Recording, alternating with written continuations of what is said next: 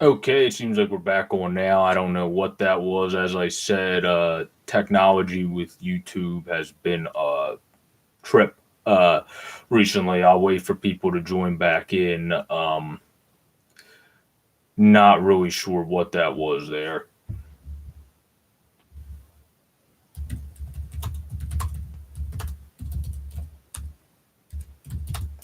YouTube has definitely been doing that a lot more than it should be recently. Let's put it that way, with connection issues. Hopefully it stays now, as I'll be on at least to 6:15, 6:30 here, as we are going through these questions a little bit quicker than I anticipated. So if anybody has more questions, you can just put them in the live chat, and we can also answer those as well.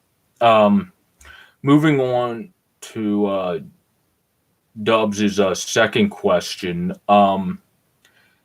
It says, almost at a halfway point of the NBA, where do you think the Sixers will end up? It seems the Philadelphia 76ers will end up right now with how they're playing, especially if they add another addition to their team, likely to the top of the Eastern Conference at this point. It's just Ben Simmons, in my opinion, has to be more aggressive. You need to see Simmers, Wayne Simmons. You have to see Ben Simmons be more aggressive and play better. Um, and that's something that I think is going to come. That's something that's going to come in time. He's going to have a good season.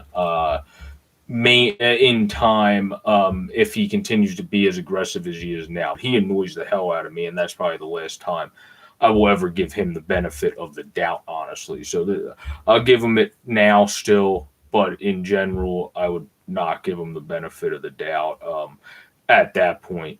So that's pretty much where I've been at with Ben Simmons. I think in terms of Tobias Harris, honestly, I think this is honestly still messed up because it says right now that two different lives are running through the channel somehow, which is not even possible. So I don't know how that would be the case. Okay, did it stop the other one? No, it didn't. Let's see. Trying to deal with this technical chutzpah right here now. Um, But if anybody has any other questions, you can submit them in there if you can all hear me and actually understand me right now, because all this tech stuff is being stupid. The old thing still says it's there, even though it clearly should not be active anymore. So I don't know what that's all about. But anyway, we'll just get going back to the questions because I have no idea why the other live stream still says it's active. Just don't click on that. Just let that thing dissolve into oblivion until that live stream goes away because YouTube doesn't know how to run their site perfectly. But we can go into the next thing. And our next question is by Ryan, another member of the Gibbons family. Got all the nice questions from the Gibbons family. Is as I find it, since we had a good conversation yesterday in general, here it is. Um, do you think the Sixers are legitimate title contenders this year? If not, who do you think they should target in a trade to give them a chance? Title contenders. That's an extra question. In terms of winning the East, sure. Title contenders, I think getting JJ back would actually be a big acquisition because what they only have Zion down there in New Orleans to really be able to be that great kick out guy like Joel was, to be able to get the ball to JJ, where Adams, as Zach Irwin, who used to write for Flyers Nitty Gritty, brought up, is just not the guy that you want if you're trying to kick the ball at the JJ Redick. I think that's the nicest way to put it.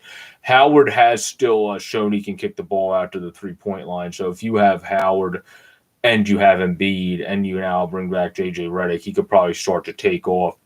Plus, I'm still very tentative about complimenting Furk, but if Furk can be what he was against the Indiana comeback, I'm going to say last game, wasn't last game, they laid an egg last game. But in the Indiana comeback and make those threes on the run, and also make that jump shot go into his right from a 2 point perspective, that would be huge. But I think the big thing is going to be Ben Simmons. How aggressive is Ben Simmons going to be? I'm not giving him the benefit of the doubt past now. I already don't want to give him the benefit of the doubt. He pisses me off beyond belief. But I'll give him the benefit of the doubt one more time. If he doesn't get aggressive, I think he should be traded. Personally, I mean, you're not going to win a championship with Joel Embiid and a guy that just doesn't do as much as he's able to be capable to do. I mean, you even had LeBron when he was coming into the league say, "I think this guy can be the next de facto me." Well, he ain't even close to that. I mean, he gets a lot of triple doubles, but Ben Simmons gets the most boring triple doubles that you will see in your life. He gets like the 12, 10, and 10 triple doubles or something like. And then he gets like assists on wide open. Like he's very good at assisting the three. I'll give him that, which is something that the Sixers, excuse me, obviously really, really, really like doing. But you have a bunch of point guards in the NBA. If you're a point guard, you're supposed to be good at kicking it out to the 3 point line. So there's a bunch of different guys I think you could go after if you trade Ben Simmons. In terms of just getting the point, obviously the top candidate you want to go after is Damian Lillard, but I don't think Portland's trading him anytime soon. But imagine if the Sixers had Damian Lillard. That would be disgusting, wouldn't it? So I think that would be a top guy you would want to go after. I guess you could take a risk, but I want to trade Simmons for him. I would say trade Simmons for a different positional star, I guess. And then if you want to take a risk on Russ, you could do that because the Wizards ain't going nowhere. Or you could get Bradley Beal, which is the much better asset to get from the Wizards in the first place. So I would say those guys would all be the guys that would make you a title contender. As of right now, I would probably have to go with no, unfortunately, just because of Ben Simmons. I honestly don't know how Ben Simmons is 10th in All-Star voting, to be honest with you. I think Tobias Harris deserves the All-Star game with how he's playing with Doc Rivers, back well, gelling well with the team, doing really good. I honestly think he deserves an All-Star appearance over Ben Simmons this year, who's just recently decided to be aggressive the last couple games.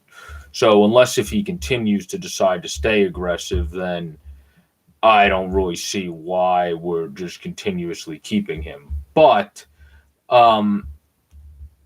it's going to be interesting to see. That's just the real big thing. And I know I'm rambling here, but it's just Ben Simmons annoys me so much. That's probably why he's a guy I've been trying to give the benefit of the doubt for a while, where it just hasn't come to fruition ever. So now it's kind of like, well, why should we still give him the benefit of the doubt almost? So that's pretty much just where it's at. Now we can move on to the next. I think we still got another set of questions here as well. I just need to figure out where the other set went. The one I did get from my one friend, Mark from high school, was asking about the Blue Jackets and how far I think they could go. Torch always pushes your team far and beyond what you expect them to do. Patrick Laine is going to help. Jack Roslovic being back in his hometown is going to help. That's going to be huge in terms of how far they can go. Second round at most still. I mean, they're not a deep team in terms of depth scoring and so on and so forth, unless if that changes. I would say still second round at most. I don't think they're going to go past that. They'll meet a juggernaut probably at that point and then get beat. Took out a juggernaut a couple years ago. That was a very exciting, unexpected series when they beat Tampa 4-0, but I just don't see Columbus doing that again. They've been a team that scrapes and battles, and then I honestly think Merzlikins is probably their future starter. Corpy's a solid goalie, but I think Corpy's more of a 1B, and Merzlikins might develop into a starter. But we'll see what happens over time with them. That's just the way I would pretty much answer that question. And then I think, honestly, we already blew past the fan questions and already answered them all. I mean, the other video was over 35 minutes, I think, by the time the tech decided to be awful and not do its job. You know, you gotta love the way that things work, right? But if anyone has any more questions, please feel free, put them in the chat here, and let me know. Let me know what you want to ask and what you want to know about, because I can definitely answer that. But now we're getting to the second part of Kaylee's question, which is about the Super Bowl, because that is the last thing. That's the big topic at hand. I released a short video. If you want to check out the shorter clip, that's in my videos about previewing the Super Bowl. The Chiefs' defense is a little bit better than the Bucs, and the Bucs' defense struggles the most, 21st in the league at passing. I think that's going to kill them against the Chiefs. And the Chiefs' defense as a whole was just a tad bit better than the Bucs. So I think being a little bit better on both ends is going to prevail, especially because you have a good running back matchup in this game. You got the GOAT versus the new GOAT with Mahomes and Brady, but you also got Ronald Jones versus Edwards-Helaire, and that's a very good running back matchup. Then you obviously got Godwin, you got Mike Evans in this game. I mean, you got Tyreek Hill, so there's a lot of Travis Kelce. There's a lot of talent in this game, so I definitely think it's more likely inclined to be an offensive performance, an offensive on-side of Super Bowl, and definitely not a replay of the Rams and Patriots Super Bowl that was a snooze fest. Like, that was just like that Super Bowl, you just wanted to go to sleep or watch paint dry, probably over watching the Super Bowl, honestly. But I would say, in my opinion, the Kansas City Chiefs are going to prevail and get the back-to-backs. Big Andy's going to get the back-to-backs. Super Bowl MVP will likely be Patrick Mahomes. I mean, that's just an obvious. I mean, if the Chiefs win, Patty Mahomes is going to be the Super Bowl MVP. Andy Reid should be the coach of the year, obviously, if they win. And I think that team is just a juggernaut. Talk about the juggernauts of other leagues we talked about already in the Colorado Avalanche, Los Angeles Dodgers, and even really the Padres are just not going to be able to beat the Dodgers. They're definitely one of them as well, the Kansas City Chiefs. So I think they're going to give a lot of trouble. I said my score prediction, which I usually don't do, but I figured what the heck, just throw it out there for the Super Bowl, was 35-21, which I believe, if you're doing a wager, was just under the under. But that's pretty much what I feel about the Super Bowl. I think that's going to be the way that goes, personally. But if anybody has any more questions, I definitely would feel free to answer those for you down below as I go over tonight what games are on the docket for each league. We have in the NHL the Flyers against the Bruins. Obviously, our Fly guys need to bounce back against the Bruins. That was absolutely atrocious. Blowing that lead there was no excuse for that. You got to stop putting them on the power play. Check out Jamie Bascal's article from Flyers Nitty if you haven't already. Power play is key to not putting them on the power play. Said that backwards. Not putting them on the power play is key to beating the Bruins. They're only average 5-on-5. They're elite beyond belief once you put them on the power play, and we saw that. That's a very good question, CL. Yeah, I don't know if you would give him the job yet. Maybe after a couple more years coaching other guys and kind of doing private stuff. But yeah, it seems like he was always one of those uber intelligent players. Always knew where to be. Always knew how to be that smaller guy that always get to the right spots. Use his snipe cannon of a shot to be able to score goals. I've always loved Danny Briere, even when he was on Buffalo as well. And then here, obviously, I adored him. Yeah, why not? I would say he probably is a top candidate of a former player to probably be a head coach. If it wasn't a question I was expecting someone to throw, that's actually a really good question. Good job by UCL. I do think Danny Briere definitely has a chance to be a head coach in this league. I think of maybe San Jose, to try to turn San Jose around, since it's going to take a while. You can bring in a guy that's inexperienced, young, go there. Obviously, Ottawa for anybody. If you're young, if you want to coach in Ottawa, I'm not sure if Danny would want to coach under Eugene Melnick. Not the most easy guy to get along with, but you would have to see there. And And then the Ducks, if they get rid of their coaching staff, it could potentially be the Ducks too. I would see more rebuilding teams probably for Danny, because to bring them in, get them to grow, get them to nurture these guys, and get them to make them play a top full bore notch. And I think that's most likely what Danny Briere would be brought in to do. I don't think you're bringing in Danny Briere to a cup contender for his first job. I think you're a lot more likely to bring him into a team that's trying to build it up, or a team that's maybe a year or two away from doing such. That's probably what I feel with Danny there. But back to my point on the Flyers. The Flyers just need to not put the Bruins in the power play. Moose is getting the start again tonight. He's having a great season. I think he's going to continue to have a great season. I think he's going to steal this game for us, even if our defense doesn't play well. So I am picking the Flyers to definitely bounce back. They bounce back very well every game except for one now, since AV's come here. And I think with the team that is run by Alain Vigneault, you have a lot of good bounce back. You're seeing good play. Other than that penalty he took, Lawton honestly was one of the better players last game. He just took a very dumbfounding penalty at the end that led to the loss. That's unfortunate, because otherwise I thought his line with Farabee was the best line out there. But also the biggest key to them beating the Bruins tonight is your top six actually played better than your bottom six. Your bottom six honestly played more productive than your top six last game. So Voracek got that nice bounce that he ended up to score to continue his streak there. But you need to have your top six obviously flourish over your bottom six to be able to beat a team like the Bruins. So that's the secondary key there. I thought there was another game at 7. Oh, here we go. I don't know why they put the 2:10. NHL app has it 7:10, 10 p.m., 7:7. Why would they list them like that? That's a little weird. But you have Detroit and Tampa. Do we need to talk about this game? Detroit can be scrappy and battle, but let's put it this way. Tampa has no business losing to the Detroit Red Wings. They should be able to step up against the Detroit Red Wings. Nashville, Florida. Florida's going to be looking for vengeance. I don't know how in God's creation they blew that game last night. Philippe Forsberg played like Peter Forsberg.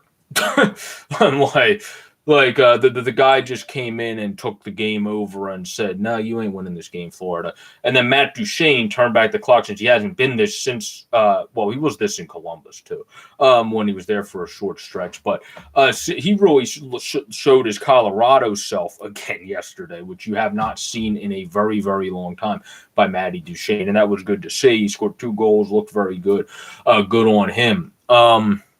But I would say this game's going to be Florida. Dreger, as Pirlo pointed out in our live, he goes live, Pirlo Wisdom on his channel. He's definitely subbed to him as well. He does very good stuff. We usually go live 3 to 5 whenever I'm on, and I literally hopped on here right after that tonight, and I'll be on here for about another 15, 20, some change probably. I need to eat and all that chutzpah.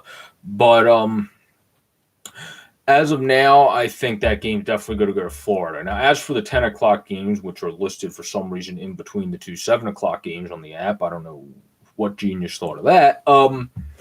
But we have San Jose and the Anaheim Ducks tonight. These are 2 teams that are not the most efficient scoring teams. The Ducks can't score for their lives, and somehow they're 4-5, 4-5-2. And I think somehow answer is obviously John Gibson. And then Ryan Miller, for being 40, definitely is still very good of a backup. Love that guy.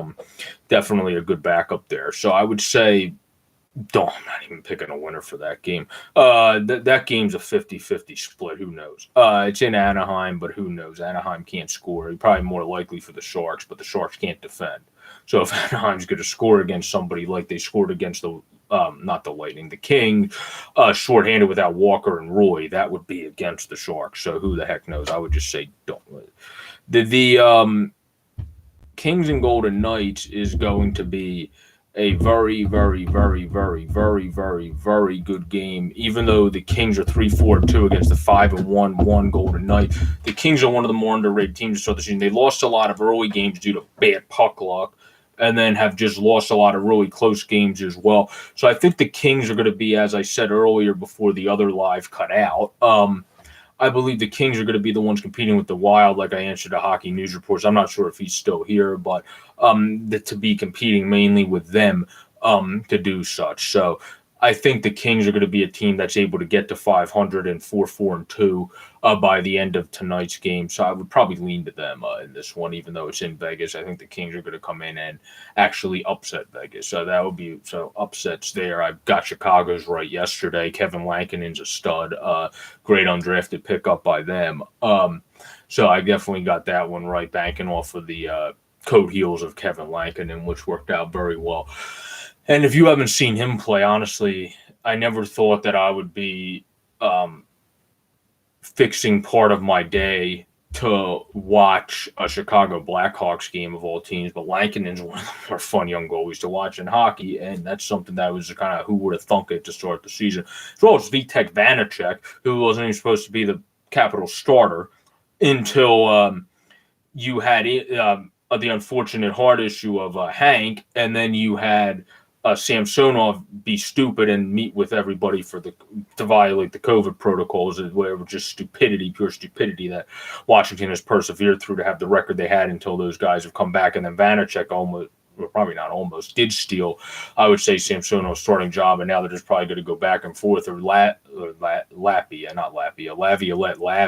has always been known to go with the hot hand when he was here in Philadelphia. I don't think he's going to change that motto now. It would be very stupid if he does. I don't know why the heck he would. So you should keep going with Vanacek there. But now, if anyone has a question as I'm loading up the NBA games for tonight, so we can go over them real quick, you're able to submit another question like CL did in the group chat as we are wrapping up here. Let me see. We got the New Orleans Pelicans at the Indiana Pacers. That's a Pacers game, I think. The Pacers, though, I do agree with Mike Missinelli. They're not a contender. The Sixers play very well to come back in that game, but that just also proves to me you don't have the willpower to be a contender.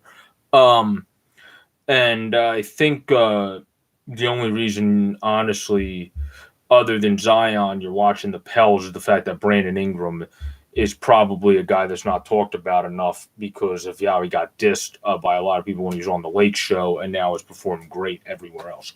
So I would say that game's definitely going to the Pacers, though. But don't think that that's going to get them going strong.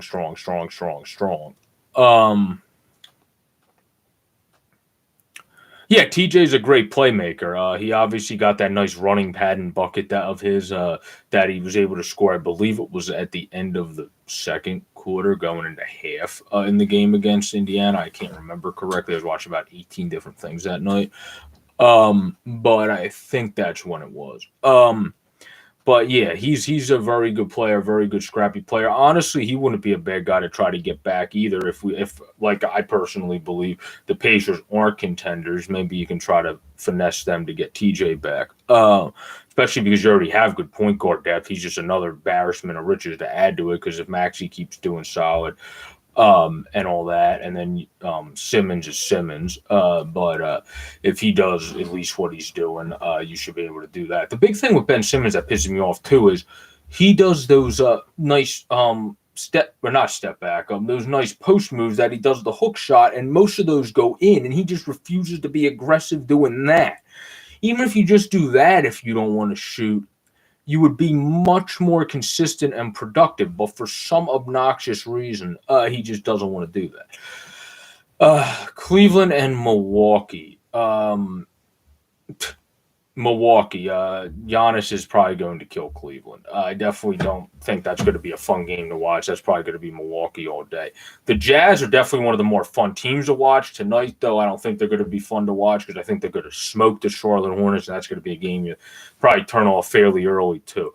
So let's just talk about, honestly, games that matter. Detroit against Phoenix is going to be another blowout, I think. Most of these games tonight are probably going to be blowouts. Miami even should be able to rebound and have a very good game against Washington. That might be a game that can actually get them going because they've been a dumpster fire to start this year, the Miami Heat. And the Wizards were not supposed to contend, so I wouldn't call them a dumpster fire. They just weren't supposed to contend. The Thunder should beat the Timberwolves. That's probably one of the least interesting games of the night. The most interesting game of the night is clearly the Boston Celtics against the LA Clippers in Tinseltown in LA. That game should still go to the Clippers, though, at home. Kawhi's playing very well. Obviously, you got a lot more. You got PG-13, who I've always thought was one of the more underrated players in all of basketball, out there as well. Serge Ibaka, but PG-13, we have to remember, does have that foot injury, which is very unfortunate. And then you got other guys. Zubac was a nice small pickup by them. Batum's actually putting together a solid off the bench season, averaging 10 there, when sometimes he's another player that I thought he doesn't give enough sometimes, but seems to be doing pretty good this year. Reggie Jackson has been struggling for them, though. So if a guy like Reggie's able to get going a little bit more, then that could obviously help out a team like the Clips even more. I think what obviously, as with the Celtics, is you have Jaylen Brown out, you have Marcus Smart out. Both of those guys are great on both ends of the court. They are pests. They piss off the other team. They get in the other team's head.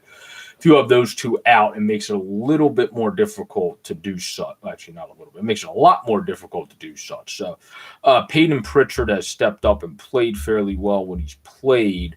But you're asking for a little bit too much for a young kid that's undrafted to be able to come in and just own it. So that's what I would pretty much say. That's pretty much the NBA docket for the night. I mean, none of the other games are overly interesting. In AHL news, the Bruins, Providence Bruins beat the Binghamton Devils in the first game of the season, where Zach Session, I don't know if I would still call him a prospect, but I guess the Bruins prospect that's still trying to prove himself was able to score the first goal of the AHL season. In Phantoms news, in their first exhibition game, they beat Wilkes-Barre Scranton 2-0 on goals by Bygris and Wotherspoon, if I remember correctly. So they played very, very well then. So that's just a update on the AHL. In terms of games tonight, they got the Utica against Rochester, the Chicago Wharfs against the Griffins, Texas Stars against Iowa Wild, Bakersfield Condors against the Seagulls, and then there's a postponed game. So that would be the AHL docket. If anyone else has any more questions, let me know. Otherwise, we're about to wrap it up here as I'm going to get ready to eat and then get ready to watch the Flyers game and probably go out to watch it with people as well. So if anyone has any more questions, pop them in there now and I will answer them. Or otherwise, the next time I think I'm going to try to do a live stream is honestly tomorrow, probably afternoonish, for a short one, just to talk more about how the games in the NHL and NBA went last night or tonight. And we'll discuss the performances of top performers and just a short, like 25, 30-minute live, something along that nature. I hope everyone enjoyed this one, though. Thanks for joining. Thanks for the likes. Thanks for the subscribe. Please help us to get to 105 by starting next week. We already hit 100 now, which is great. I'd really appreciate it. And if you would, donate to the Philly Sports Guy 28 Cash App. And that would be great, too. And thank you, Dubs. I appreciate it. Everyone have a great, safe, and pleasant night. Enjoy the hockey. Go Flyers. Let's get that comeback win, bounce back win, I should say, against the Boston Bruins. Let's bring that anytime, anywhere, right at them, Philadelphia. Have a great, safe, and pleasant day, everyone. Peace. This is Sports Phanatic News. I'm Joe Boric for the Steel Flyers Sports Network. Please check out steelflyers.com as well. Peace out, everybody.